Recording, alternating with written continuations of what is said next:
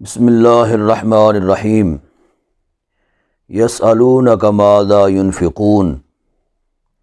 تم سے پوچھتے ہیں کیا خرچ کریں۔ قل ما انفقتم من خیر، تم فرما دو جو کچھ تم خرچ کرو بلائی سے، فللوالدین، پس والدین کے لیے، والاقربین، اور قرابت داروں کے لیے، یعنی رشتہ داروں، قریب کے رشتہ داروں کے لیے، والیتامى، اور یتیموں کے لیے، والمساکین، اور مسکینوں کے لیے، وابن السبیل، اور راہگیروں کے لیے۔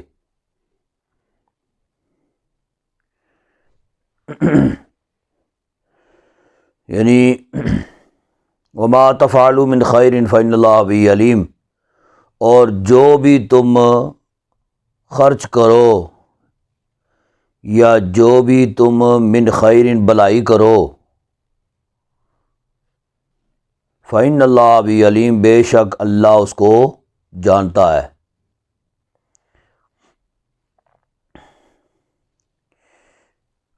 بعض صحابہ حضور اقدس صلی اللہ علیہ وسلم سے سوال کیا کرتے تھے، یعنی ان کے پاس، جن کے پاس پیسہ ہوتا تھا، چاہے تھوڑا بھی ہوتا تھا، کسی کے پاس ایک درہم بھی آ جاتا تھا نا، تو وہ بھی نبی پاک صلی اللہ علیہ وسلم سے سوال کرتا تھا، یا رسول اللہ ایک درہم میرے پاس آیا ہے، اب اس کو میں کیسے خرچ کروں، کدھر خرچ کروں؟ ٹھیک ہے، تو نبی پاک صلی اللہ علیہ وسلم فرمایا کرتے، جس کا زیادہ حق ہوتا تھا نا، نبی پاک صلی اللہ علیہ وسلم فرماتے اس پر خرچ کرو۔ کوئی سوال کرتا، یا رسول اللہ ایک درہم ہے میرے پاس، کدھر خرچ کروں؟ حضور فرماتے اپنے اہل خانہ پر خرچ کرو، گھر والوں پر خرچ کرو۔ عرض کرتے، یا رسول اللہ 2 درہم ہے، اب کدھر خرچ کریں؟ فرمایا کہ اپنے جو ہے نا والدین پہ خرچ کرو۔ عرض کرتے، یا رسول اللہ 3 درہم ہے، کدھر خرچ کروں؟ حضور فرماتے اپنے قریب کے رشتہ دار جو ہیں نا ان پر خرچ کرو۔ پھر عرض کرتے، یا رسول اللہ 4 درہم ہے، اب کدھر خرچ کریں؟ حضور فرماتے کہ جو یتیم ہے نا ان پر خرچ کرو۔ ٹھیک ہے، پھر عرض کرتے، یا رسول اللہ 5 درہم ہے، کدھر خرچ کریں؟ حضور فرماتے کہ جو مسکین ہے، انتہائی غریب لوگ ہیں، ان پر خرچ کرو۔ مسکین،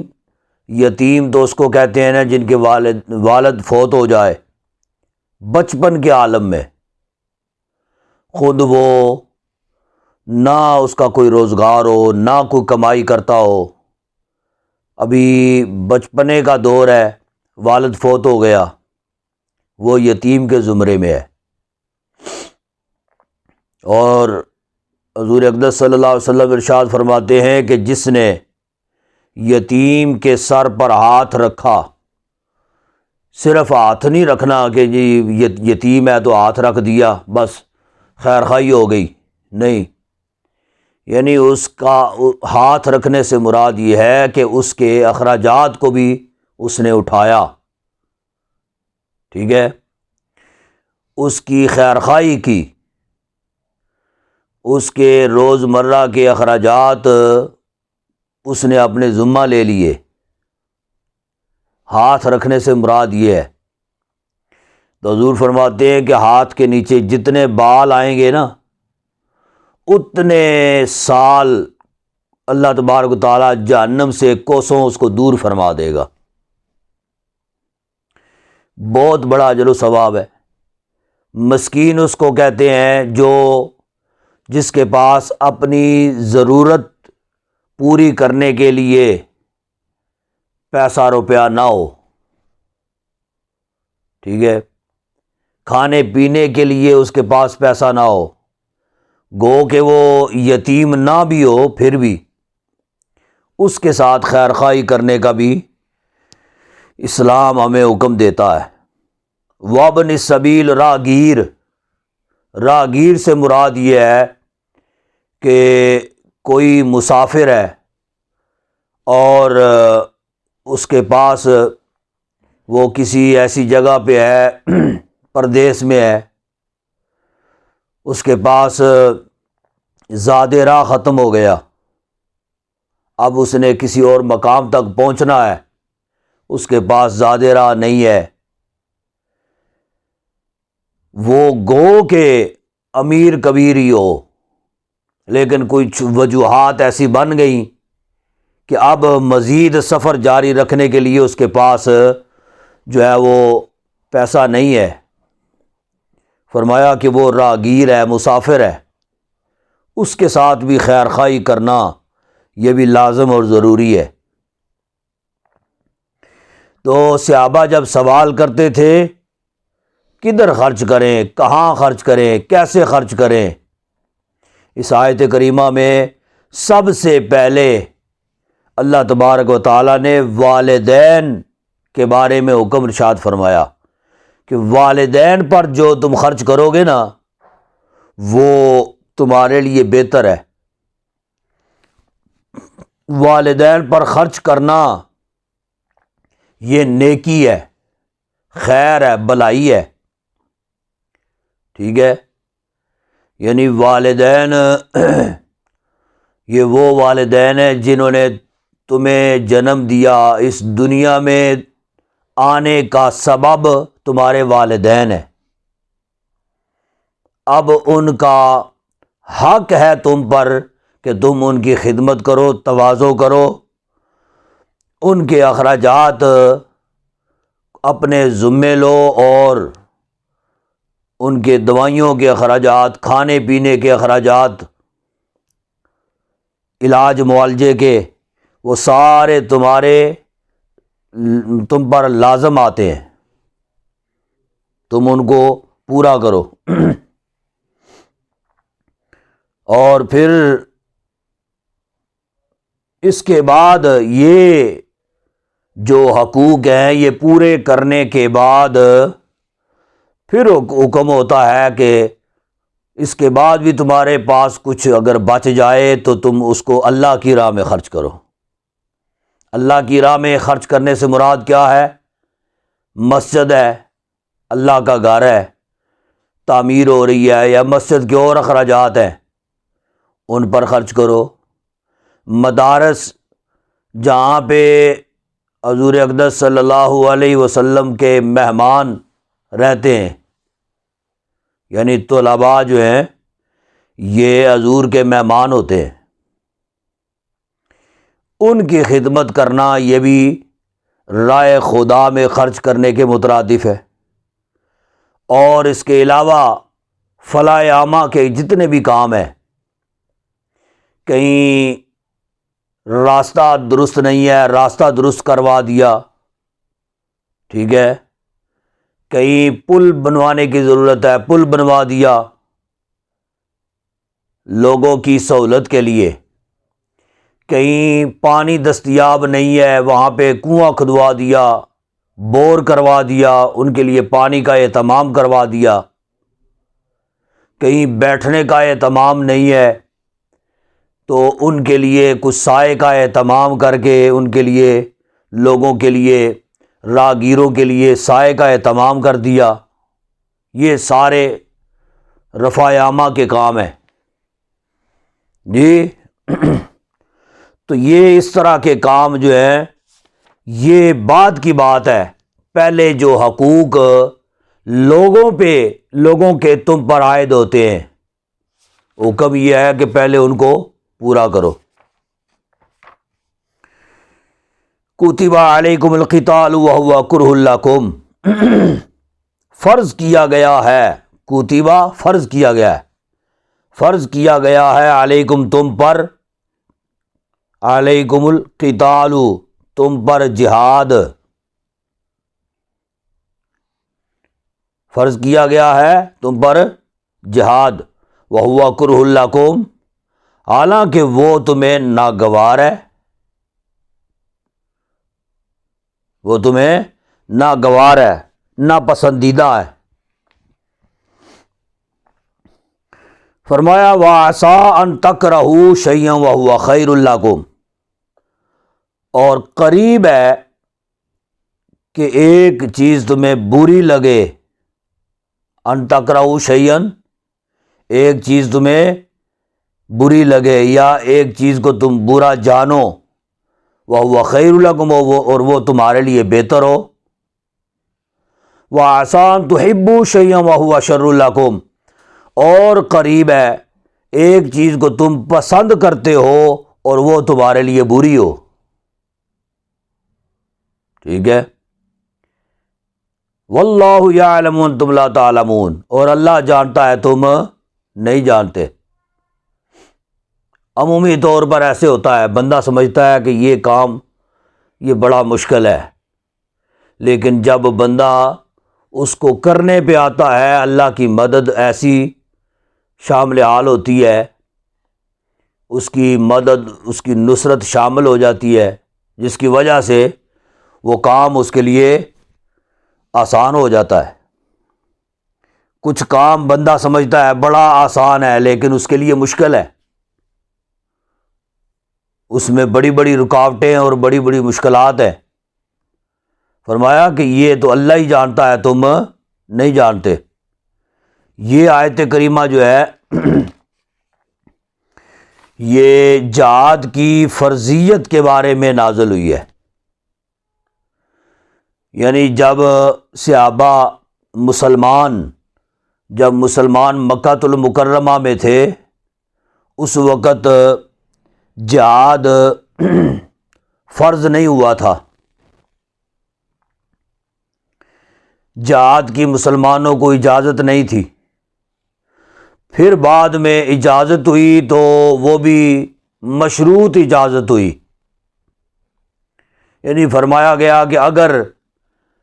تمہیں وہ تنگ کریں تم ان کو بدلے میں تنگ کرو،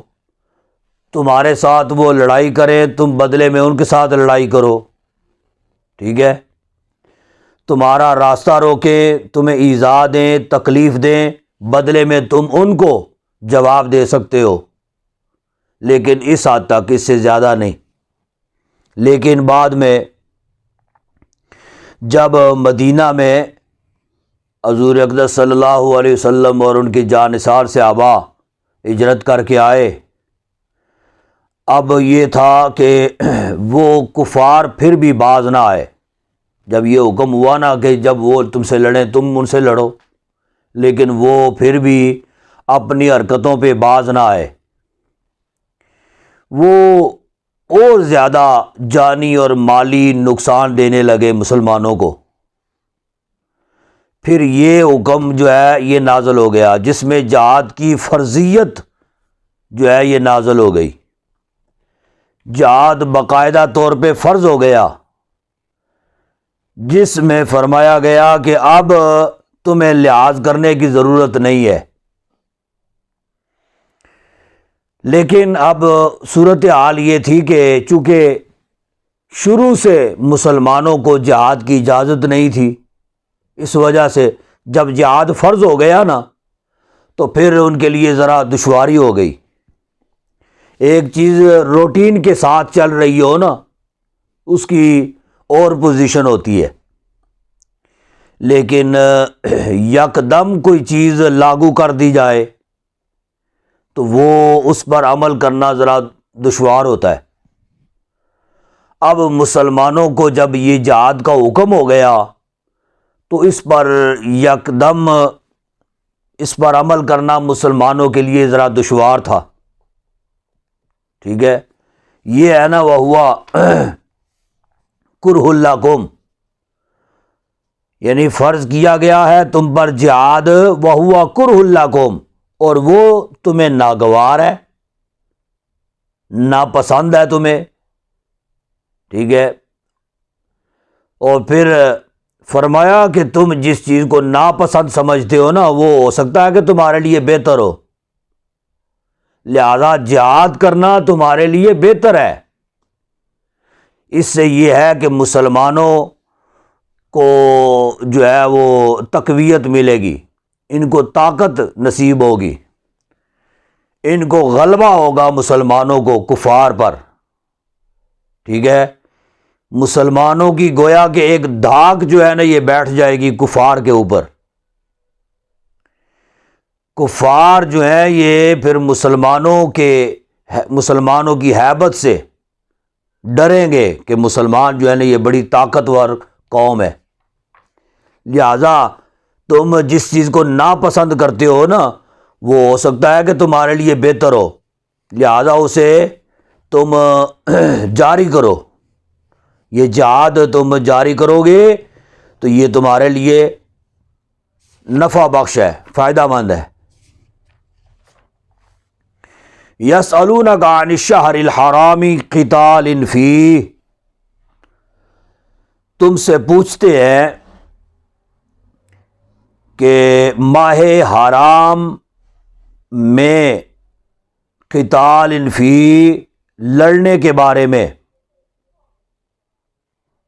جنگ کے بارے میں، فیہ اس میں،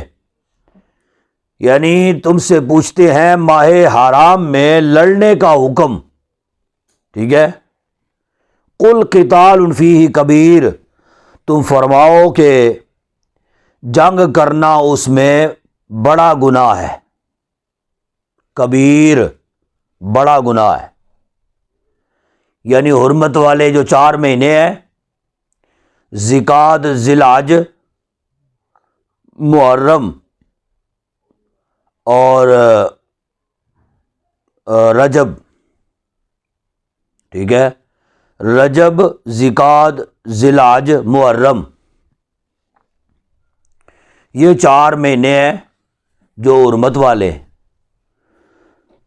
ان مہینوں میں حکم یہ ہے کہ مسلمان ان مہینوں میں قتل و قتال نہیں کر سکتے،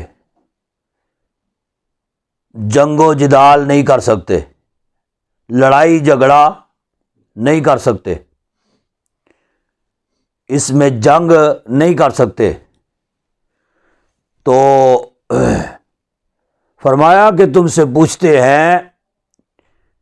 یہ ماہ حرام میں قتال فیہ، کہ اس میں جنگ کریں یا نہ کریں،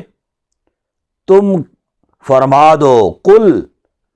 قتال فیہ، تم فرما دو کہ اس میں جنگ کرنا یہ بڑا گناہ ہے۔ وصد عن سبیل اللہ وکفر بہ والمسجد الحرام، اور روکنا، وصد روکنا، عن سبیل اللہ، اللہ کی راہ سے، اللہ کے راستے سے روکنا، وکفر بہ، اور انکار کرنا اس کا،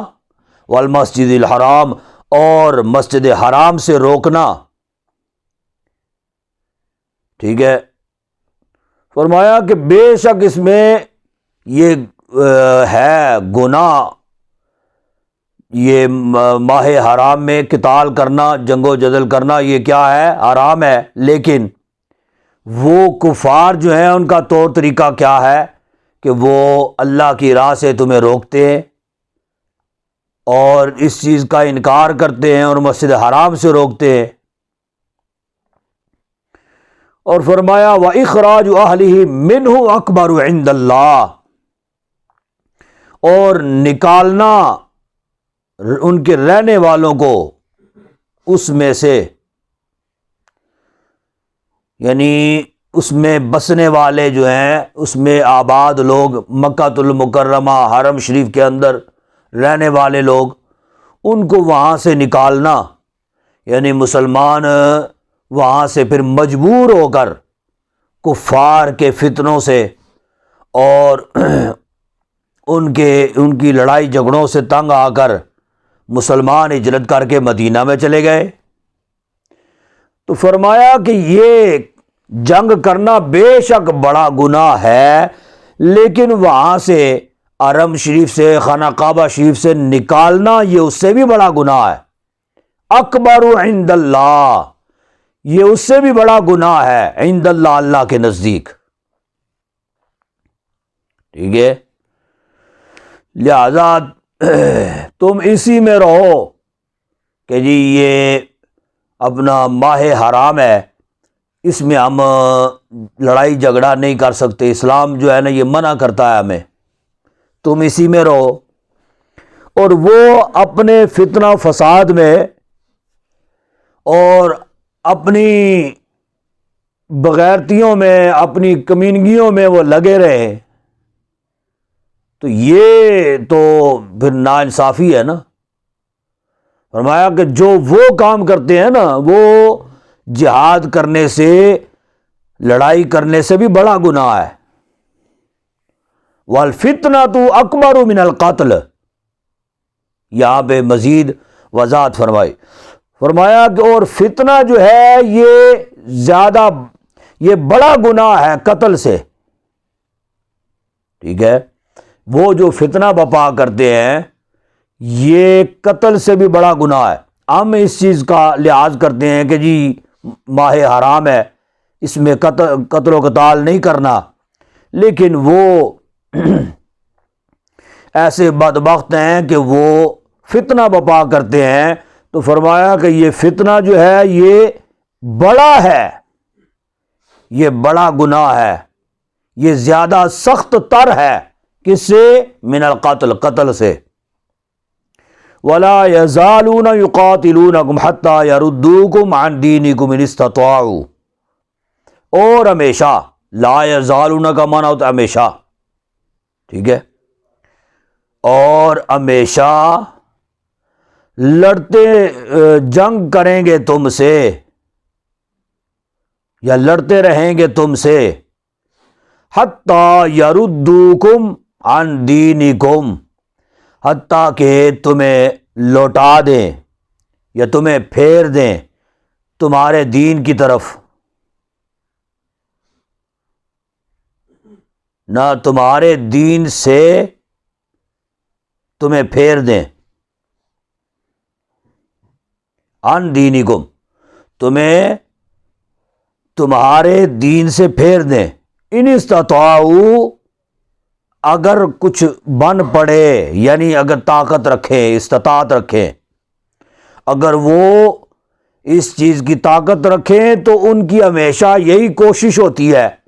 کہ تمہیں تمہارے دین سے پھیر دیں، ٹھیک ہے۔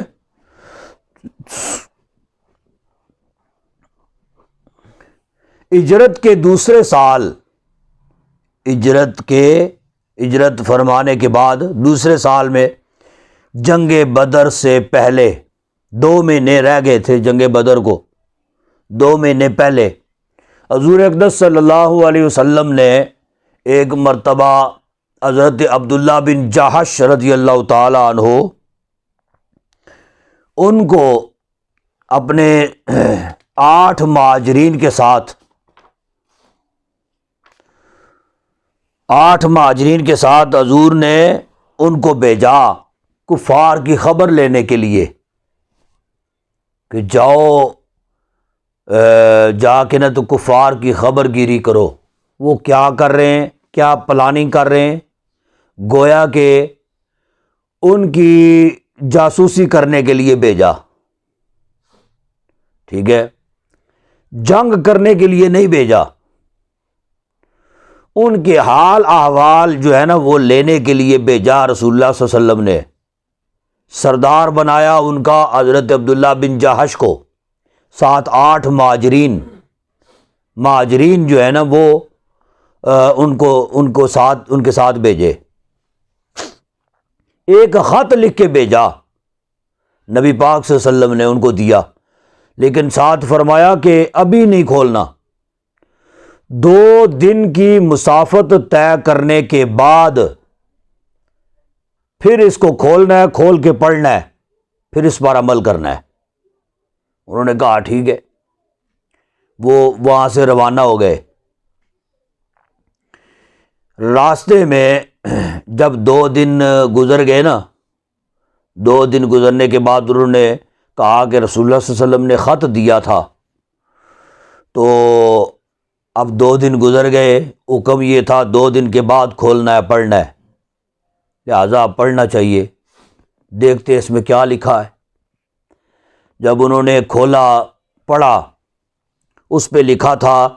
کہ یہ تمہارے ساتھ جو 8 مہاجرین ہیں نا، ان سے تم نے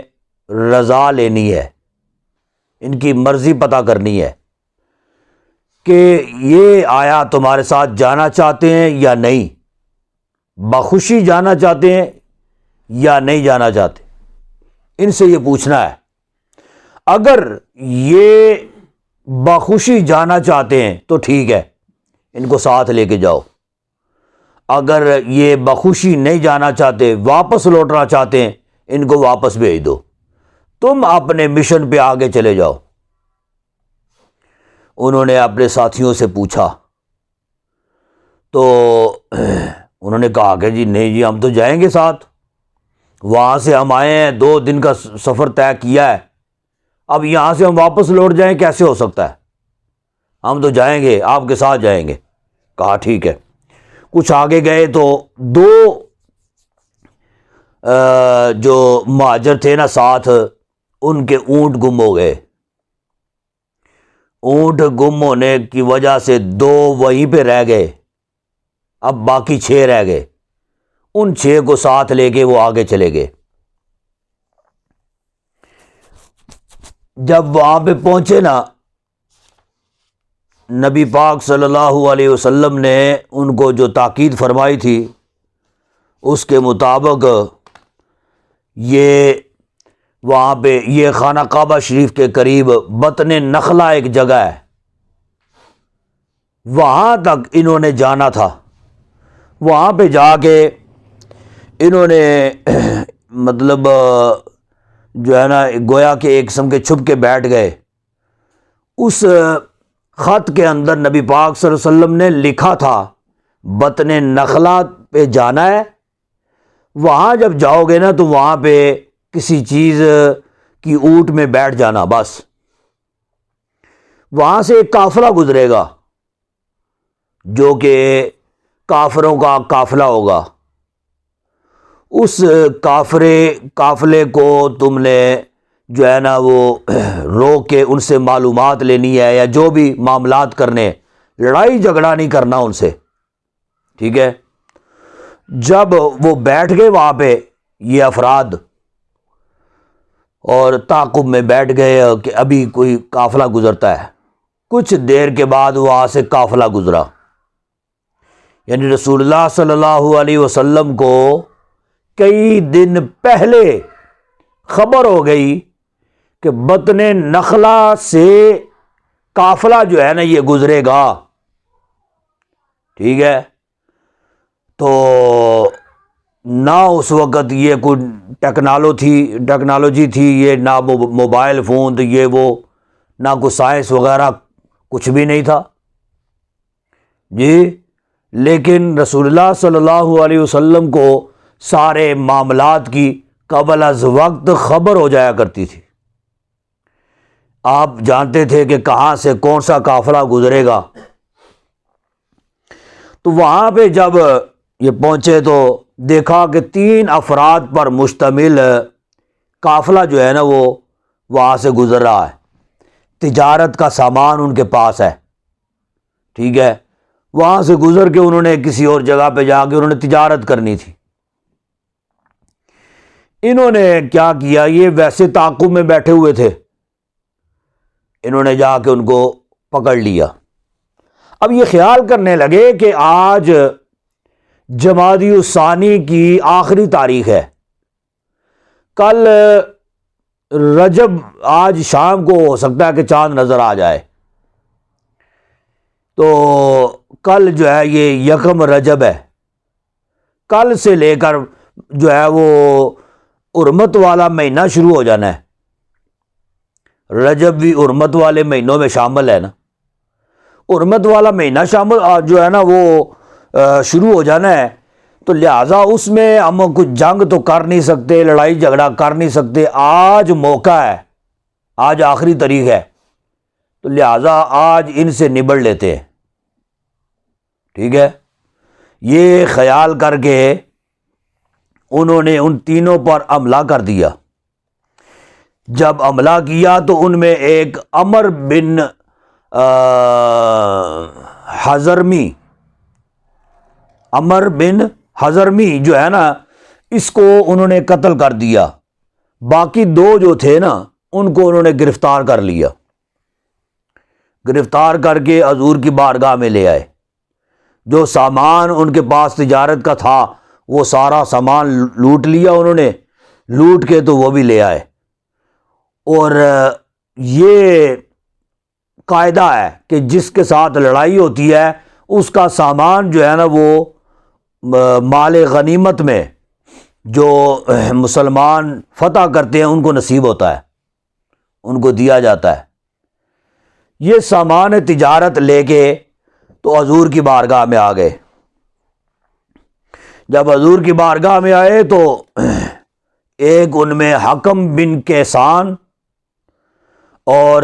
ایک نوفل بن عبداللہ، یہ دو تھے۔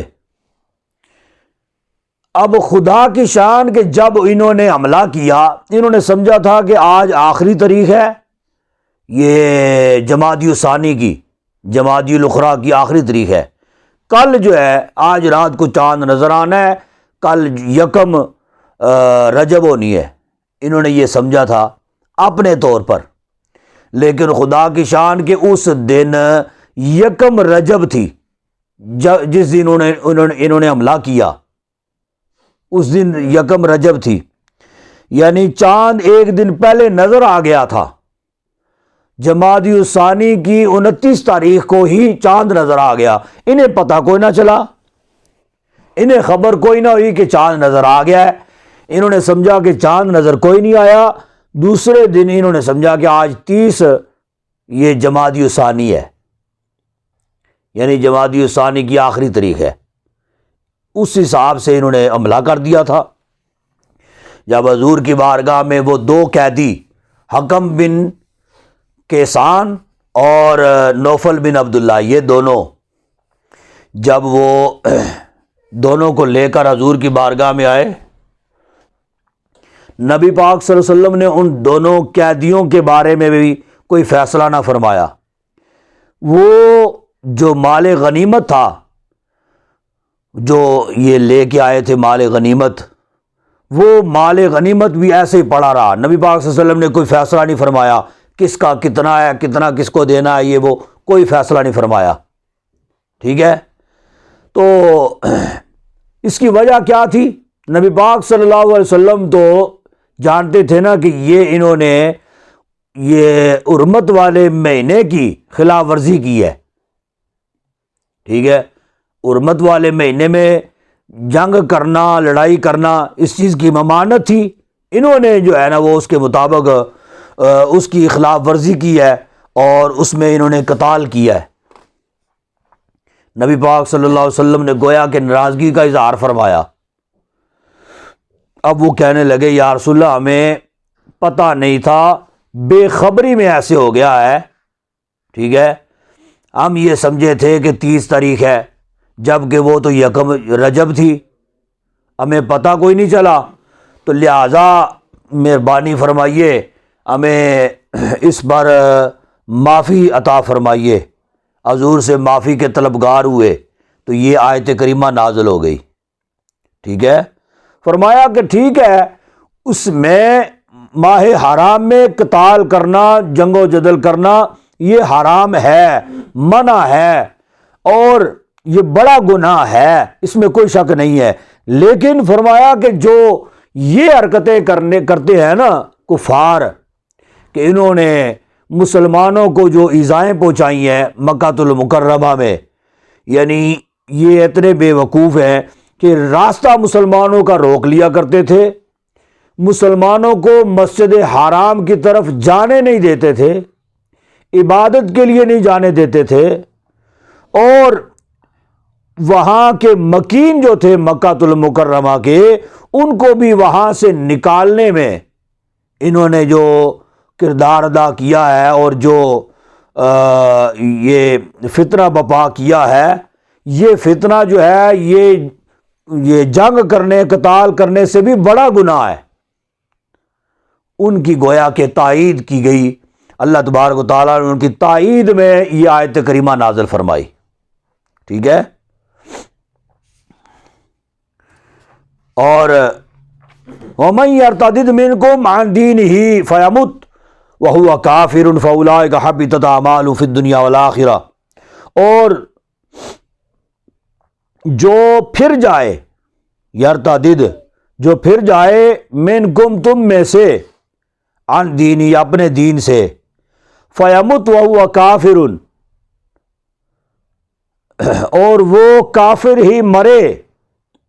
فاولئک حبطت اعمالہم پس ان لوگوں کے اکارت گئے اعمال ان کے، حابطت اکارت گئے یعنی ضائع ہو گئے، ٹھیک ہے، یا ضبط کر لیے گئے، اعمالہم ان کے اعمال،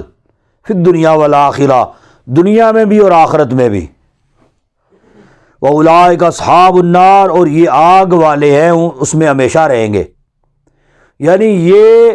کفار یہ اکثر اوقات مسلمانوں کو بہکاتے رہتے ہیں، جیسے شیطان مسلمانوں کو بہکاتا ہے نا، راہ راست سے ہٹانے کی کوشش کرتا ہے،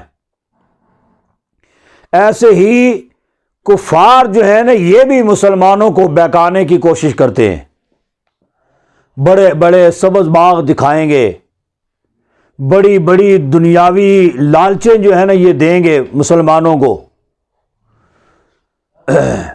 اور مسلمانوں کو بہکانے کی کوشش کریں گے۔ تو فرمایا کہ اگر تم ان کے بہکاوے میں آ گئے اور اسلام سے پھر گئے، ٹھیک ہے نا، تو فرمایا کہ تمہارے گزشتہ جتنے بھی اعمال ہوں گے نا، تم نے جتنی بھی نیکیاں کی ہوں گی، جتنے بھی نیک اعمال کیے ہوں گے، نمازیں پڑھی ہوں گی، زکوٰۃ صدقات و خیرات، حج کیے ہوں گے، جو بھی نیک اعمال کیے ہوں گے، فرمایا کہ حابطت اعمالہم تمہارے سارے اعمال ضبط کر لیے جائیں گے، تمہاری ساری نیکیاں جو ہیں یہ ضائع ہو جائیں گی اگر تم ان کے بہکاوے میں آ کے تو کفر اختیار کر لو گے اور اسی پر تم مرو گے، بحالت کفر ہی تم مرو گے، تو تمہاری اس سے پہلے کی ساری نیکیاں جو ہیں یہ برباد ہو جائیں گی۔ فرمایا ایسے بندے کا ٹھکانہ جہنم ہے اور اسی میں ہم فیہا خالدون، اسی میں ہمیشہ رہیں گے۔ ان الذین آمنوا والذین ہاجروا وجاہدوا فی سبیل اللہ، وہ لوگ جو ایمان لائے، ٹھیک ہے، وہ لوگ جو ایمان لائے یا وہ جو ایمان والے، والذین ہاجروا اور جنہوں نے ہجرت کی، اللہ کے لیے ہجرت کی، وجاہدوا اور جہاد کیا، فی سبیل اللہ اللہ کی راہ میں، اولئک یرجون رحمت اللہ، یہی وہ لوگ ہیں جو اللہ کی رحمت کے امیدوار ہیں، یرجون جو امید رکھتے ہیں یا امیدوار ہیں، رحمت اللہ اللہ کی رحمت کے، واللہ غفور رحیم اللہ بخشنے والا مہربان ہے۔ یہ عبداللہ بن جہش جو صحابی تھے نا، جن کو رسول اللہ صلی اللہ علیہ وسلم نے بھیجا کفار کی خبر گیری کے لیے، جی انہی کے بارے میں یہ آیت کریمہ بھی نازل ہوئی ہے کہ جس میں بتایا گیا کہ جو اللہ کی رضا کے لیے، اس کی خوشنودی کے لیے ہجرت کرتے ہیں اور جہاد کرتے ہیں اللہ کی راہ میں، اور اللہ رب العزت کی رحمت کے امیدوار ہوتے ہیں، ان لوگوں کی بخشش جو ہے یہ یقینی ہے، واللہ غفور رحیم اللہ ان کو بخشنے والا مہربان ہے۔ لہذا وہ انجانے میں، بے خبری میں، اگر انہوں نے رجب کی جو ہے وہ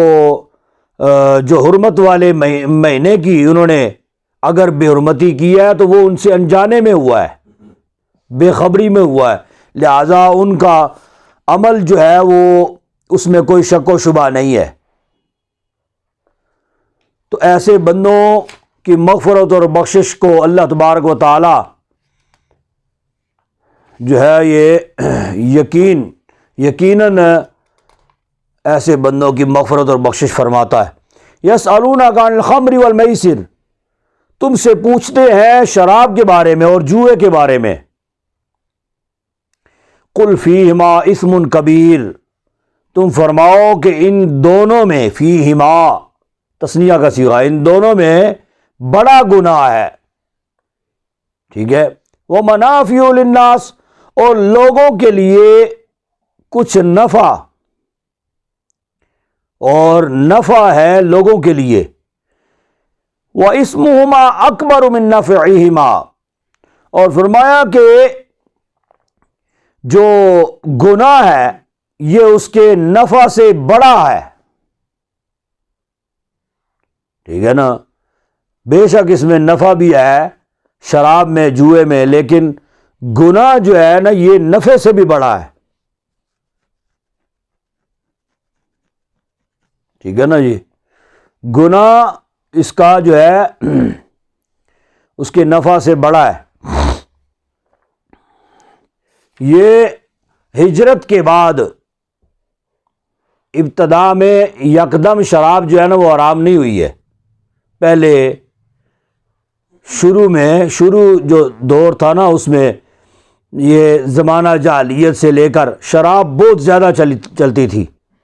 لوگ کثرت کے ساتھ پیتے تھے۔ تو جب مدینہ میں ہجرت کر کے صحابہ آئے، آ کے دیکھا کہ لوگ کثرت کے ساتھ شراب بھی پیتے ہیں، جوا بھی کھیلتے ہیں، تو حضرت عمر فاروق رضی اللہ تعالی عنہ نے یہ سوال کیا، یا رسول اللہ یہ شراب اور جوئے کے بارے میں کچھ حکم ارشاد فرمائیے۔ تب یہ آیت کریمہ جو ہے نا یہ نازل ہوئی، یعنی حضرت عمر فاروق رضی اللہ تعالی عنہ کے سوال پر اللہ رب العزت نے یہ حکم جاری فرمایا، لیکن یہ بعد میں یہ آیت کریمہ منسوخ ہو گئی۔ کیوں؟ اس لیے کہ اس میں صرف گناہ کے بارے میں ذکر ہے کہ یہ شراب اور جوا گناہ ہے، اس میں حرام کے بارے میں ذکر نہیں ہے۔ بعد میں حرمت والی آیت کریمہ جو ہے نا وہ نازل ہوئی ہے، ٹھیک ہے۔ شروع میں جو ہے اس قدر شراب پی جاتی تھی کہ تمیز نہیں تھی کہ یہ مسلمان ہیں تو لہٰذا یہ نہیں پی سکتے، وہ کافر ہیں تو وہ پی سکتے، ایسی بات نہیں تھی۔ جیسے پانی پیا جاتا ہے نا ایسے ہی شراب لوگ پیا کرتے تھے۔ کھانے میں پانی کی جگہ پہ شراب استعمال ہوتی تھی، یا ہر کھانے میں کھانے کے بعد باقاعدہ طور پر شراب پی جاتی تھی۔ لیکن پھر بعد میں مکہ المکرمہ میں یہ آیت کریمہ وَمِن ثمرات النخیل تتخذون وَمِن ثمرات النخیل والأعناب تتخذون منہ سکرا، ٹھیک ہے، یہ آیت کریمہ نازل ہوئی۔ لیکن پھر بھی لوگ جو ہے وہ کبھی کبھی پی لیا کرتے تھے شراب، یعنی ابتداً صحابہ جو ہیں وہ بھی چونکہ حرام نہیں تھی نا، اس وجہ سے شراب کا دور جو ہے نا وہ اکثر چلا کرتا تھا۔ جدھر دعوت ہوتی تھی تو وہاں پہ دعوت پہ بعد میں کھانے کے بعد شراب کا دور چلتا۔ لیکن بعد میں یہ صورتحال ہو گئی کہ ایک مرتبہ حضرت عبد الرحمن بن عوف رضی اللہ تعالی عنہ ان کے گھر میں دعوت تھی، اور بعض صحابہ کی کھانا کھایا، کھانا کھانے کے بعد شراب کا دور چلا۔ اتفاق سے بعد میں نماز کا ٹائم ہو گیا، اور اس نماز میں حضرت علی المرتضیٰ شیر خدا رضی اللہ تعالیٰ عنہ، مغرب کی نماز کا وقت، ٹھیک ہے، تو حضرت علی المرتضیٰ کو امام بنایا گیا، آپ آگے کھڑے ہوئے، لیکن شراب کے غلبے کی وجہ سے آپ قل یا ایھا الکافرون، سورہ کافرون جو ہے نا وہ تلاوت آپ نے فرمائی، اور اس میں ہر جگہ پہ لا لا لا جو ہے نا وہ گراتے گئے، قل یا ایھا الکافرون لا اعبد ما تعبدون ہے تو لا انہوں نے گرا دیا. آگے بھی ولا انتم عابدون ما اعبد وہ لا بھی گرا دیا. اس طرح گراتے گئے. وہ شراب کی وجہ سے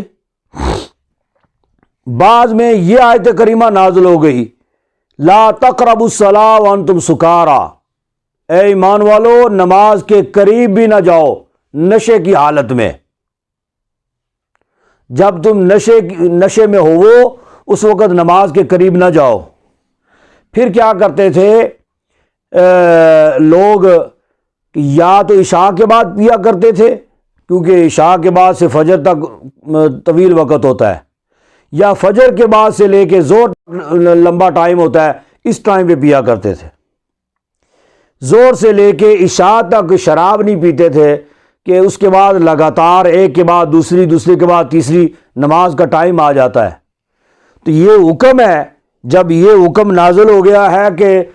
نشے کی حالت میں تم نماز کے قریب نہ جاؤ، تو لہذا اب شراب جو ہے یہ پی کے تو نماز کے قریب نہیں جانا. لیکن کیا تھا ان دو اوقات میں پھر بھی پی جاتی تھی. پھر یہ آیت کریمہ حضرت عتبان بن مالک نے کچھ لوگوں کی دعوت کی اور اس میں سعد بن ابی وقاص رضی اللہ تعالیٰ عنہ یہ بھی اس میں شامل تھے. تو یہ آیت کریمہ ان کی دعوت کے دوران، یہ آیت کریمہ جو ہے نا، یہ جو آیت کریمہ آج پڑھی ہے جس میں بتایا گیا کہ شراب یہ بڑا گناہ ہے، شراب اور جوا جو ہے یہ بڑا گناہ ہے. پھر بھی بعض لوگ جو ہے نا، یہ گناہ تو تھا ہی لیکن چوری چھپے پھر بھی لوگ پیا کرتے تھے کچھ نہ کچھ. پھر ایک مرتبہ حضرت انس رضی اللہ تعالیٰ عنہ کے گھر میں دعوت تھی، ٹھیک ہے، تو شراب جو ہے کھانے کے بعد شراب کا دور چلا. اسی اثناء میں یہ آیت کریمہ حرمت والی جو ہے نا یہ نازل ہو گئی، جس میں باقاعدہ شراب کو حرام قرار دیا گیا. جب وہ آیت کریمہ نازل ہوئی نا تو پھر رسول اللہ صلی اللہ علیہ وسلم نے منادی کو بھیجا کہ جاؤ مدینہ کی گلی کوچوں میں اعلان کر کے آؤ کہ شراب حرام ہو گئی ہے. ٹھیک ہے، یہ وقتاً فوقتاً احکامات جاری کیوں ہوئے؟ اس کی وجہ یہی تھی کہ لوگ اس وقت عادی تھے شراب کے. یکدم حرمت نازل ہو جاتی تو پھر ان کے لیے جو ہے وہ اس پر عمل کرنا دشوار ہوتا. اس لیے وقتاً فوقتاً کبھی کہا یہ نشے کی حالت میں نماز کے قریب نہ جاؤ، کبھی کہا یہ گناہ ہے. اس طرح کرتے کرتے آہستہ آہستہ جو ہے نا اس کے احکامات نازل ہوئے. تو حضرت انس رضی اللہ تعالیٰ عنہ کے گھر میں جب یہ تھے نا تو منادی ندا دے رہا تھا، بتا رہا تھا گلی کوچوں میں کہ شراب حرام ہو گئی ہے.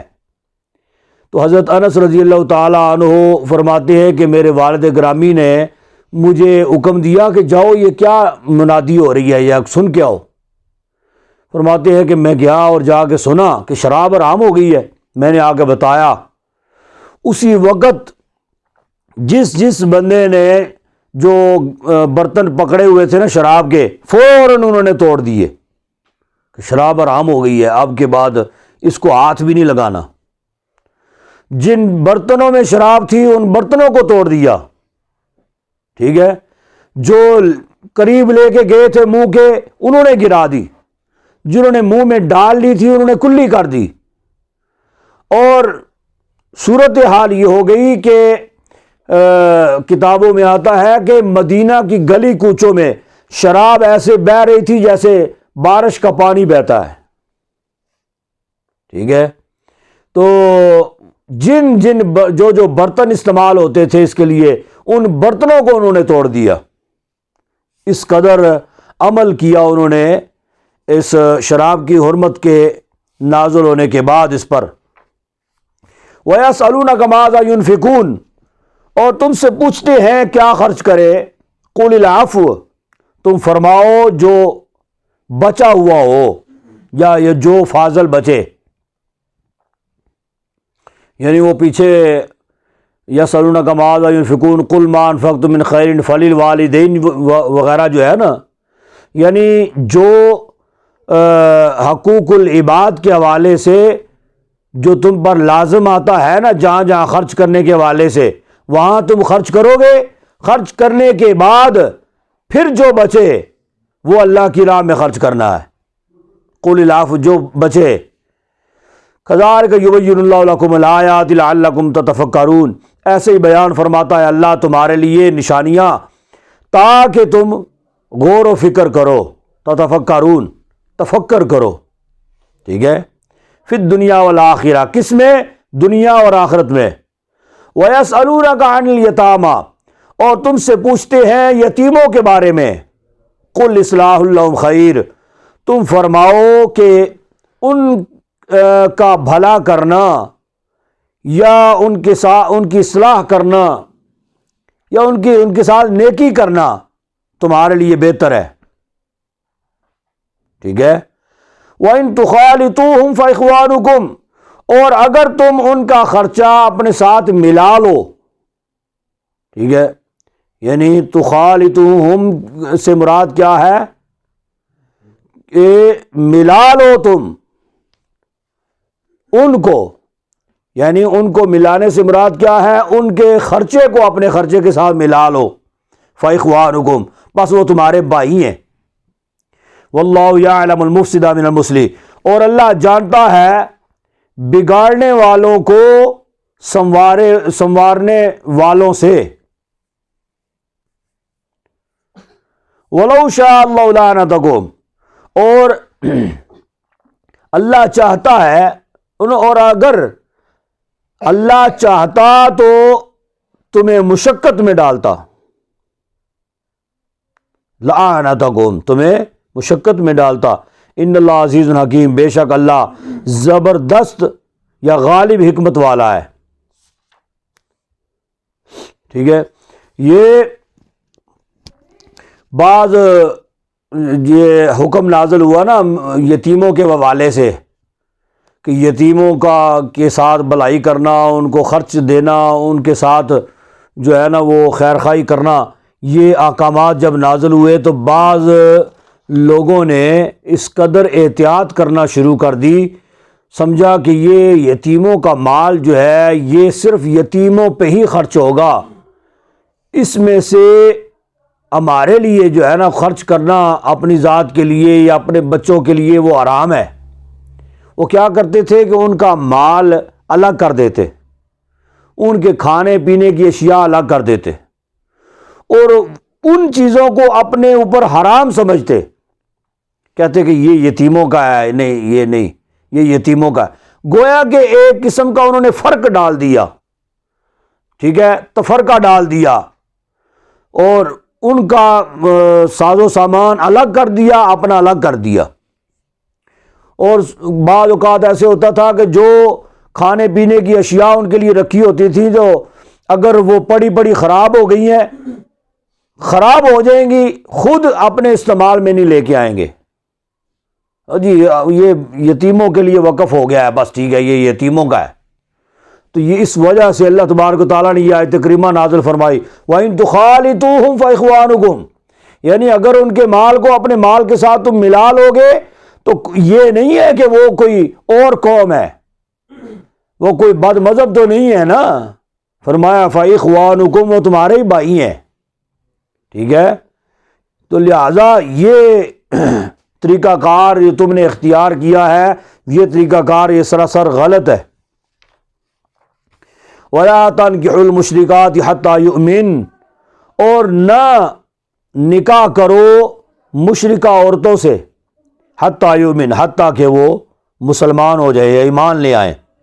وَلَأَمَةٌ مُؤْمِنَةٌ خَيْرٌ مِّن مُشْرِكَةٍ وَلَوْ أَعْجَبَتْكُمْ، اور البتہ لونڈی مسلمان لونڈی، وَلَأَمَةٌ مُؤْمِنَةٌ، ٹھیک ہے، آماتن کا معنی تو لونڈی ہے نا، مؤمناتن مسلمان لونڈی، خیر من مشرکات، بہتر ہے مشرکہ سے، ولو اعجبتکم، اگر وہ تمہیں بھاتی ہو، تمہیں اچھی لگتی ہو، تمہیں پسند آتی ہو، ولا تنکحوا المشرکین حتی یؤمنوا، اور نہ نکاح کرو اپنا مشرک سے، نہ بیٹیوں کا نکاح کرو مشرک سے، ٹھیک ہے، یا مشرکوں کے نکاح میں نہ دو، حتی یؤمنوا، حتیٰ کہ وہ ایمان لے آئیں، ولا عبد مؤمن خیر من مشرک ولو اعجبکم، اور غلام مومن بہتر ہے مشرک سے اگر وہ تمہیں باتا ہو، اولئک یدعون الی النار، یہ وہ لوگ ہیں، یہ مشرک جو ہیں، ٹھیک ہے، یہ کون ہے؟ یدعون الی النار، جو تمہیں بلاتے ہیں آگ کی طرف، تمہیں دعوت دیتے ہیں آگ کی طرف، واللہ یدعو الی الجنۃ والمغفرۃ باذنہ، اور اللہ تمہیں دعوت دیتا ہے جنت کی طرف اور مغفرت کی طرف، باذنہ، اپنے حکم کے ساتھ، وَيُبَيِّنُ آیَاتِهِ لِلنَّاسِ، اور بیان فرماتا ہے اپنی نشانیاں لوگوں کے لیے، لَعَلَّكُمْ يَتَذَكَّرُونَ، تاکہ وہ نصیحت مانیں یا نصیحت پکڑے۔ ایک صحابی تھے حضرت ابو مرثد غنوہ رضی اللہ تعالیٰ عنہ، یہ بڑے بہادر صحابی تھے، نبی پاک صلی اللہ علیہ وسلم نے ان کو بھیجا یہ مکہ شریف کی طرف، مدینہ سے ان کو مکہ المکرمہ میں بھیجا کہ بعض بوڑھے صحابہ جو ہیں نا وہ وہاں پہ رہ گئے، مسلمان جو ہو گئے تھے وہ بوڑھے، لیکن ان کو ہجرت کرنے کی طاقت نہیں تھی، یا وہ وہاں سے نکل نہیں سکتے تھے کسی مجبوری، کسی بھی وجوہات کی بنا پہ، تو تم کسی طریقے سے ان صحابہ کو، ان مسلمانوں کو جو ہے نا وہ ساتھ لے کے آؤ مدینہ۔ وہ گئے، تو جب یہ خود بھی مکہ سے ہجرت کر کے مدینہ آئے تھے نا، تو جب یہ وہاں پہ ہوتے تھے نا، تو اس وقت جب مسلمان نہیں تھے، ایک مشرکہ عورت تھی جس کے ساتھ ان کے تعلقات تھے، ٹھیک ہے، تو پھر یہ مسلمان ہو گئے، پھر مسلمان ہونے کے بعد ہجرت کر کے مدینہ تشریف لے گئے۔ اب جب حضور نے ان کو بھیجا نا مکہ میں، اس عورت کو پتہ چلا کہ ابو مرثد جو ہے نا یہ آئے ہوئے ہیں، وہ تلاش کرتے کرتے پہنچ گئی ان تک، ان کے پاس پہنچ گئی۔ جب ان کے پاس پہنچی تو اس نے غلط نظریے سے جو ہے نا وہ غلط معاملات کرنے کی دعوت دی اس نے۔ جب اس نے یہ دعوت دی تو آپ نے فرمایا کہ میں اب مسلمان ہو چکا ہوں، اور اسلام میں زنا جو ہے یہ حرام ہے، تو میں یعنی گناہ کبیرہ ہے، تو لہذا میں یہ کام نہیں کروں گا۔ کہا کہ پھر ایسے کرو، نکاح کر لو میرے ساتھ۔ کہا کہ اب میں رسول اللہ صلی اللہ علیہ وسلم کا غلام ہو چکا ہوں، ان کی اجازت کے بغیر میں کوئی کام نہیں کر سکتا۔ انہوں نے مجھے جس مشن میں بھیجا ہے، جس کام کے لیے بھیجا ہے، میں وہ کام کروں گا، بجائے اس کے کہ میں یہاں سے نکاح کر کے تو تمہیں لے جاؤں وہاں پہ۔ اب پتہ نہیں اسلام میں تمہارے ساتھ نکاح کرنے کی اجازت بھی ہے یا نہیں ہے۔ وہ مشرکہ تھی، ٹھیک ہے، کہا کہ رسول اللہ صلی اللہ علیہ وسلم کی اجازت کے بغیر میں کوئی کام نہیں کر سکتا۔ پھر یہ جو ہے جب حضور کی بارگاہ میں مدینہ جب حاضر ہوئے تو آپ سے عرض کیا، یا رسول اللہ یہ معاملہ ہے کہ وہ عورت، ہم دونوں ایک دوسرے کو چاہتے تھے، پیار کرتے تھے ایک دوسرے کے ساتھ، پھر میں مسلمان ہو گیا، اس کے بعد میں نے کبھی ایسے غلط نظریے کا کبھی سوچا بھی نہیں ہے، اور نہ ہی نکاح کے بارے میں کبھی سوچا کہ یہ اسلام جو ہمیں اجازت دے گا، جو حکم دے گا، میں اسی پر عمل کروں گا۔ تو اس موقع پر یہ آیت کریمہ نازل ہوئی جس میں بتایا گیا کہ مشرکہ عورت جو ہے اس سے نکاح تم نہ کرو حتی یؤمن، یہاں تک کہ وہ ایمان قبول کر لے۔ ایمان اگر قبول کر لیتی ہے تو پھر اس میں کچھ حرج نہیں ہے، لیکن پھر بھی وہ محض اس نکاح کی خاطر وہ اگر ایمان قبول کرے، ہو سکتا ہے کہ اس کا پھر بھی قلبی میلان جو ہے وہ اپنے ہی رشتہ داروں، اپنے آباء و اجداد کی طرف رہے۔ ٹھیک ہے، ایک عورت جو ہے وہ عیسائی ہے، کرسچن ہے، یہودی ہے، ہندو مذہب کی ہے، کسی بھی اور مذہب کی ہے، وہ اگر تمہیں اچھی لگتی ہے، تمہیں بھاتی ہے، ٹھیک ہے، تم اس کے ساتھ دونوں کا آپس میں تعلق قائم ہو جاتا ہے، بات چیت ہو جاتی ہے۔ اب اس نکاح، اس جو ہے شادی کی غرض سے صرف اس کو تم کلمہ پڑھاؤ اور لے کے آؤ اپنے مذہب کی طرف اور نکاح کر لو، تو ہو سکتا ہے کہ جس نے ساری زندگی اس عقیدے پہ، اس نظریے پہ گزاری ہے، ہو سکتا ہے کہ اس کا قلبی میلان پھر بھی اسی طرف ہو، اور پھر کیا ہوگا کہ جو اولاد ہوگی وہ ہو سکتا ہے کہ ماں کے اس غلبے کی وجہ سے بعض اوقات ماں کا زیادہ کردار ہوتا ہے اپنی اولاد پہ، اور وہ پھر اولاد کو اسی طرف لے کے جائے۔ تو لہذا فرمایا کہ اس سے بہتر یہی ہے کہ اگر کوئی غلام ہی کیوں نہ ہو، باندی ہی کیوں نہ ہو، ٹھیک ہے، یہ جو لونڈیاں ہوتی ہیں اس وقت، اس دور میں لونڈی ہوا کرتی تھی، تو فرمایا کہ لونڈی ہی کیوں نہ ہو، یعنی لونڈی سے مراد یہ ہے کہ کوئی جو ہے وہ کسی نیچ برادری کی بھی اگر ہو، لیکن ہو تو مسلمان نا، اگر اس کے ساتھ تم نکاح کرو گے تو وہ زیادہ بہتر ہے تمہارے لیے، اس مشرکہ عورت کی بنسبت یہ بہتر ہے، ٹھیک ہے نا۔ ایسے ہی وہ حکم جو ہے نا وہ مشرک